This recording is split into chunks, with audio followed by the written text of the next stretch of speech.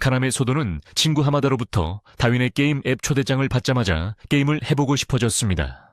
반면 그부 키오다는 강하게 앱을 열지 말라고 경고했지만 그는 초대를 받아들이고 게임을 시작합니다. 갑자기 화면에서 뱀이 튀어나와 목을 물어요. 카나메는 혼란스럽게 학교 병원에서 깨어나지만 뱀을 환각으로 치부하고 충격에서 벗어나 집에 가고 싶어 합니다. 키오다는 다시 한번 게임 앱을 열지 말라고 경고하지만 집에 가는 길에 호기심을 참지 못하는 카나메, 그는 다시 한번 게임을 열고 갑자기 지하철에서 나타난 판다 복장의 공격적인 남자 반두쿤으로부터 전투 도전장을 받습니다. 반두쿤은 당황한 카나메를 공격하지만 그는 이를 막아내고 도시를 달아납니다. 판다가 끊임없이 카나메를 쫓아오고 경찰조차 폭력적인 판다를 막지 못합니다. 그는 이미 묘비의 판덱에 죽음이라고 새겨진 것을 받고 키오다가 나타나 카나메를 구합니다. 하지만 그 과정에서 반두쿤은 그를 심하게 다칩니다. 키오다의 부상에도 불구하고 그와 카나메는 탈출해 주차장에 숨는데 성공한다. 카나메는 이제야 이것이 평범한 모바일 게임이 아님을 깨닫는다. 이것은 탈출할 수 없는 현실 게임이며 목숨을 건 승부라는 것이다. 키오다는 왜 반두쿤이 그렇게 강한 상대인지 그에게 설명한다. 그는 자신의 문장을 통해 투명해질 수 있는데 이 능력은 뱀의 물림을 통해 각 플레이어에게 주어지고 가장 자연스러운 방식으로 익히게 된다. 카나메와 쿄다는 반두쿤을 피해 숨는 것이 무의미하다는 것을 곧 깨닫는다. 상대는 앱을 통해 카나메의 위치를 추적할 수 있기 때문이다. 그들은 카나메가 다친 쿄다를 버리고 떠나 반두쿤을 유인해야 한다고 결론 내린다. 그는 반두쿤의 근접 공격을 막아내지만 결국 상대를 이길 수 없을 것처럼 보인다. 하지만 싸움은 갑자기 끝난다. 카나메의 투명한 상대가 갑자기 채치어 싸움은 카나메의 승리로 끝난다. 반두쿤의 생명 없는 몸은 조각조각 순간이동되어 땅 위에는 픽셀화된 윤곽만 남는다. 카나메는 이 픽셀 윤곽선을 잘 알고 있다. 최근 도시 곳곳에서 나타나고 있는데 사람들은 이를 현대거리 예술로 오해하고 있다. 하지만 이제 카나메는 진실을 깨닫는다. 그것들은 다윈의 게임에서 패배한 자들의 흔적이다. 싸움 후 카나메는 친구 교덱에 달려가지만 그가 찾은 것은 또 다른 픽셀 윤곽선뿐이다. 상위 랭커 슈카 카리누는 카나메가 반두쿤을 이긴 것을 알고 깜짝 놀라며 강한 상대를 이긴 신인에게 감탄한다. 그녀는 카나메를 만나고 싶어하며 그를 버려진 창고로 초대한다. 하지만 슈카는 카나메를 믿을 수 있을지 확신이 서지 않아 그의 시그리를 보여달라고 요청한다. 그러나 카나메는 답을 줄 수 없어. 슈카는 의심을 품고 그에게 싸움을 걸어온다. 카나메는 번쩍이는 빛으로 일시적으로 눈멀게 하여 슈카의 공격을 막아낸다. 하지만 슈카의 무차별 공격도 엄청난 위력을 지니고 있고 카나메는 그녀의 시기를 알아본다. 그녀는 뱀처럼 움직이는 큰 사슬을 조종하며 날카로운 끝으로 적들을 꿰뚫는다. 카나메가 사슬에서 벗어나려 할 때 그의 안에서 한 목소리가 들리고 결국 그가 자신의 시기를 발견하게 이끈다. 그는 이전에 만져본 적 있는 어떤 무기든 소환할 수 있게 된다. 이전에 집으로 배달된 권총이 갑자기 그의 손에 나타나고 그는 그것으로 슈카를 제압할 수 있다. 슈카는 패배를 인정할 수밖에 없음을 깨닫는다. 카나메는 안도의 한숨을 내쉬고 기절한다. 다음 날 아침 카나메는 슈카의 침대에서 깨어난다. 그녀는 그와 함께 클랜을 만들자고 제안한다. 다윈즈 게임에서 연합하는 것은 많은 플레이어들이 즐겨 쓰는 전략이다. 함께 싸우고 서로를 지키며 점수를 함께 모으기 위해서다. 카나메는 동의하지만 먼저 B2 전투반을 넘는 것이 필요하다는 것을 알게 된다. 곧이어 카나메에게 레벨업할 수 있는 이상적인 기회가 찾아온다. 그는 게임에서 수수께끼의 초대를 받는다. 선택된 일부 플레이어만이 시부야에서 보물 사냥에 참가할 수 있다. 카나메와 슈카는 이벤트 시작 전에 시부야를 탐험하는 것이 현명하다고 생각한다. 탐험하는 동안 슈카는 다윈의 게임, 즉 공공연히 D게임이라고 부르는 것에 대해 중요한 정보를 카나메에게 설명한다. 이는 그 존재를 숨기기 위해서다. 게다가 카나메가 ATM에서 계좌 잔고를 확인했을 때 또 다른 놀라움에 휩싸이게 된다. 그가 모은 포인트는 단순한 점수에 그치지 않고 실시간으로 그의 은행 계좌로 이체되어 실제 돈이 된다. 시부야 쇼핑센터에서 카나메의 휴대폰이 갑자기 이누카이에게 빼앗기고 그는 그를 유인해 막다른 골목으로 데려가 싸움을 걸게 된다.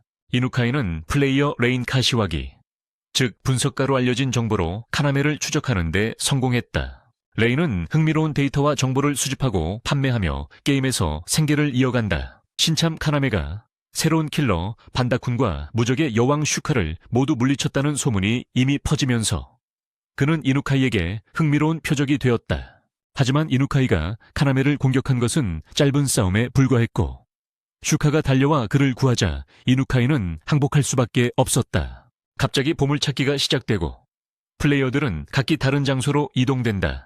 카나메는 자신이 호텔방에 있음을 알게 되고 보물찾기에 관한 정보를 받는다. 300명의 참가자들이 24시간 내에 최소 3개의 황금 반지를 찾는 것이 목표다. 하지만 함정이 있다. 황금 반지는 총 300개뿐이다. 카나메는 휴대폰의 차원 카메라를 사용해 즉시 침대 밑에서 첫 번째 반지를 찾아낸다. 하지만 호텔방 밖에서 기관총을 든 플레이어에게 공격받아 반지를 오래 지키지 못한다. 그는 반지를 상대에게 건네고 상대는 카나메의 목숨을 살려주고 엘리베이터를 통해 떠난다. 카나메는 호텔을 떠나 슈카를 찾고 싶어 한다. 하지만 모든 계단이 무성하게 자란 덤불로 뒤덮여 있어 불가능하다. 카나메는 엘리베이터만이 건물을 나갈 유일한 길이라고 본다. 하지만 분석가 레인이 마지막 순간에 나타나 그가 엘리베이터에 타는 것을 막는다. 엘리베이터 문이 열리자 카나메는 레인의 경고 이유를 알게 된다. 기관총을 든 이전 공격자가 거대한 식물에 붙잡혀 움직이지 않고 바닥에 누워있다. 레인은 즉시 호텔 전체를 식물로 감싼 강력한 플레이어 플로리스트의 소행임을 알아챈다. 카나메와 레인이 호텔 탈출구를 찾는 중 섬뜩한 생각이 떠오른다. 왜 엘리베이터 안에 있던 공격자의 시신은 아직도 그대로 있고 픽셀 윤곽으로 변하지 않은 걸까? 두 사람이 이 상황의 의미를 깨닫는 순간 그들은 질문에 대한 답을 얻는다. 좀비 같은 플레이어 무리가 그들에게 달려든다. 이 플레이어들은 식물에게 죽임을 당한 것이 아니라 중독된 상태로 지금은 꽃집 주인의 지배를 받고 있는 듯하다. 레이는 자신과 카나메가 처한 까다로운 상황을 분석한다. 라플레스라는 자신의 시길 덕분에 그녀는 우주의 모든 정보를 분석하여 과거와 미래를 명확히 볼 수 있다. 그녀는 꽃집 주인이 감시실에 있으면서 감시 카메라를 통해 그들을 지켜보고 마음을 조종한 병사들을 풀어놓았다는 결론을 내린다. 그래서 카나메와 레이는 감시 카메라를 파괴하고 호텔방에 숨어 계획을 세운다. 건물 안의 식물을 피하기 위해 카나메는 타워 외벽을 레펠로 내려가 1층에서 꽃집 주인과 마주치고 그는 싸울 준비가 되어 강력한 식물 생명체로 변신한다. 카나메는 꽃집 주인을 물리치기 위해 온 힘을 다한다. 그는 기관총을 쏜다. 그는 그에게 수류탄을 던지고 섬광 수류탄으로 눈을 멀게 합니다. 하지만 플로리스트는 너무 강해 보여서 두 사람의 싸움은 결국 호텔 예배당에서 끝납니다. 카나메는 지쳐있지만 내면의 목소리가 다시 들려오고 그는 갑자기 강철장인의 작업장에 있게 됩니다. 이 환상은 그에게 플로리스트에 대해 더 강력한 관통력을 가져야 한다는 것을 깨닫게 하고 그는 총신의 압력을 조작하여 더 강한 일격을 가합니다. 이것이 매우 효과적임을 증명하며 플로리스트는 패배를 인정합니다. 레인비가 이 예배당에 도착했을 때 그녀는 큰 위험이 임박했음을 설명합니다. 8번째 클랜과 그들의 피해 굶주린 지도자 왕이 호텔을 습격하여 그곳에 있는 24개의 반지를 모으려고 합니다. 이 예언 때문에 그들은 일시적인 클랜을 결성하기로 결정하는데 플로리스트인 시이락이 이치로와 함께 연합하여 8번째 클랜에 맞서 싸우기 위해서입니다. 이제 플로리스트의 정신 조종이 해제되자 카나메의 이전적인 기관총을 쏘던 사람도 정신을 차립니다. 그 이름은 류지 마야사카이며 그도 클랜에 합류하기로 동의합니다. 현재 4명이 된 일족은 호텔을 바리케이드로 막으며 제8의 공격에 최대한 대비하고 있다. 한편 레이는 반지에 새겨진 여러 보석들의 가치를 곰곰이 생각한다. 그녀는 반지 안쪽에 QR코드가 있어 추가적인 숫자 조합을 나타낸다는 것을 발견한다. 이것이 게임에서 이기는 열쇠임을 깨닫고 퍼즐에 빠진 조각은 아직 아무도 찾지 못한 다이아몬드 반지임을 알게 된다. 그 사이 슈카는 여전히 카나메를 찾고 있다. 그녀는 도시를 가로질러 휘두르며 길을 가로막는 모든 일을 처치한다.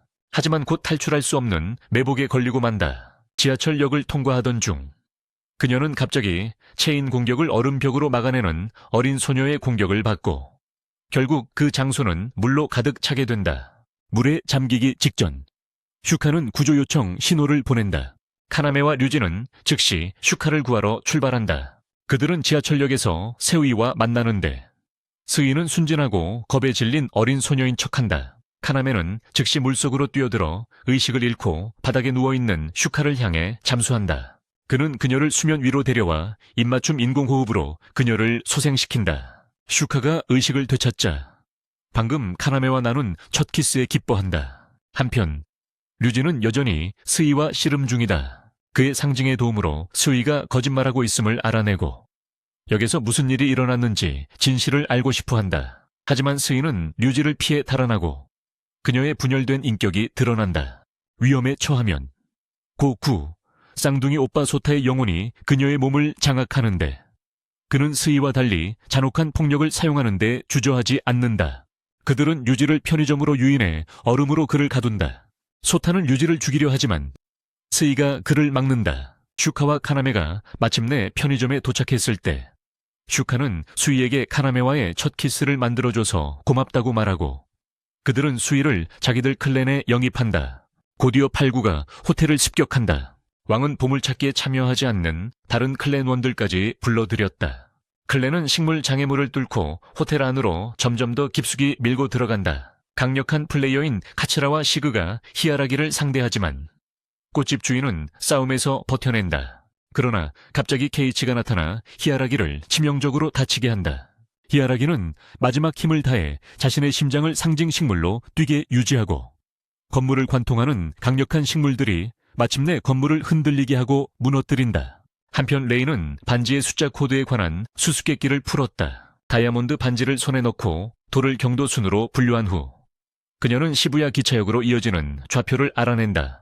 그녀는 보물을 찾으러 그곳으로 향하지만 자신이 첫 번째가 아님을 곧 깨닫는다. 왕도 암호를 푼 것 같고 8번째 무리는 이미 역에 도착해 있다. 왕은 자신의 문장을 이용해 레인의 렘니스가 예상하지 못하는 방법으로 순간이동해 레인을 붙잡는다. 그는 그녀의 팔을 거칠게 잡아 보물을 찾기 위한 정보를 캐내려 한다.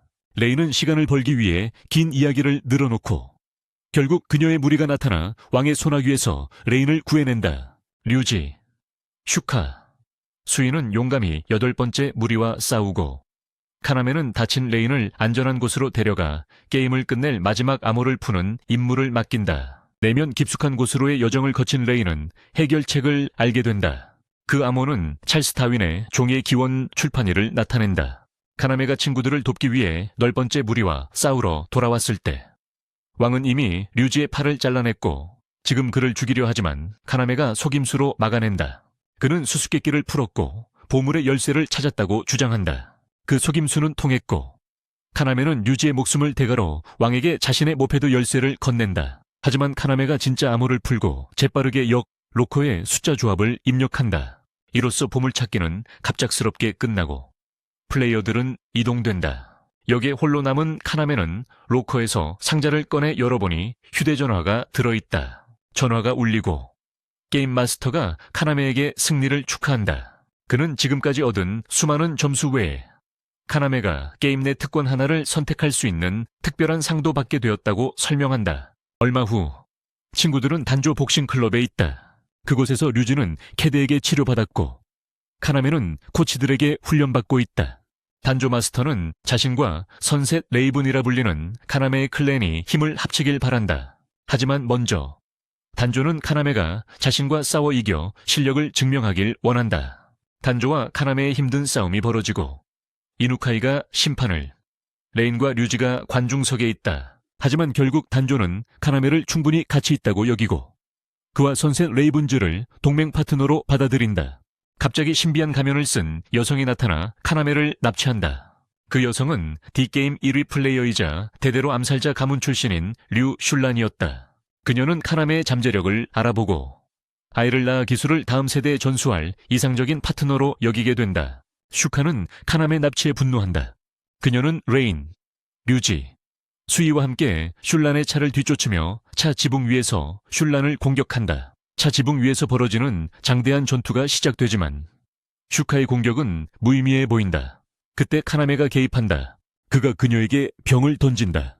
슈카는 사슬을 사용해 병을 슐란차 바퀴로 유도하고 수이는 내용물을 얼려 바퀴를 막는다. 슐란은 패배를 인정하고 선셋 레이븐즈 일원이 되고 싶다는 뜻을 밝힌다. 클랜원들의 많은 반대에도 불구하고 카나메는 동의한다. 한편 제8클랜은 이미 새로운 복수를 계획하고 있다.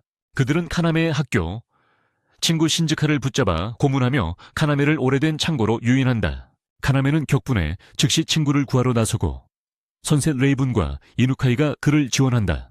클랜이 창고에 도착하기 전에 대규모 경찰 부대가 이미 와 있다. 하지만 제8클랜은 별 어려움 없이 전 부대를 학살한다. 선셋 레이븐이 도착하자마자 즉시 제8클랜과 싸우기 시작한다. 수이와 레이는 공격자들을 상대로 힘을 합치고 이누카이는 무술가 케이치와 싸운다.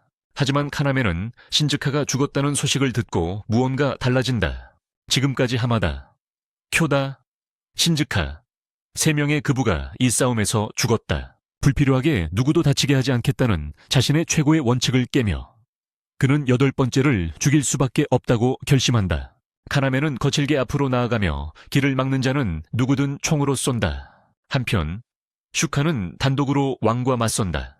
그녀는 창고 전체에 가느다란 철사를 펼쳐놓았고 자신의 문장을 이용해 미세 진동으로 조종할 수 있다. 자신은 거의 움직이지 않으면서도 왕의 공격을 막아내고 그 과정에서 그의 팔다리를 절단한다. 마침내 그녀는 철사 그물로 왕을 붙잡아 하늘에서 떨어뜨린다.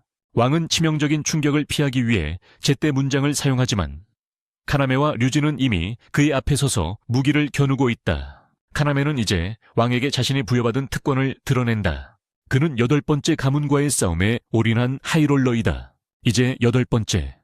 가문의 모든 점수가 선셋 레이븐스 계정으로 이전되어 상대팀은 게임에서 패배했다는 뜻이다. 남은 10번 멤버들은 이제 이송되었고 칸메가 마지막 작별 인사로 그를 총으로 쏜 왕도 함께 있다.